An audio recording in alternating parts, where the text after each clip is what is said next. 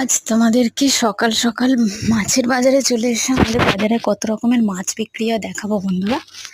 দেখো, এখানে ল্যাটা মাছ, silver cup মাছ, শোল মাছ, আরও বিভিন্ন রকমের জ্যান্ত মাছ, চারাপোনা, রুই, কাতলা, সব রকমের মাছ এই কাকিমা নিয়ে বসে আছে। এবং গামলায় কুঁচে দেখতে পাচ্ছ। এখানে থোড়, মোচা, কলা, বিভিন্ন রকম শাক,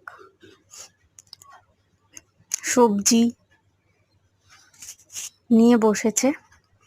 তো আমরা সকাল সকাল বাজার করতে চলে আসি, কারণ সকালবেলার বাজারটা স্কুলে আসার কারণে আমাদের হয়ে যায়।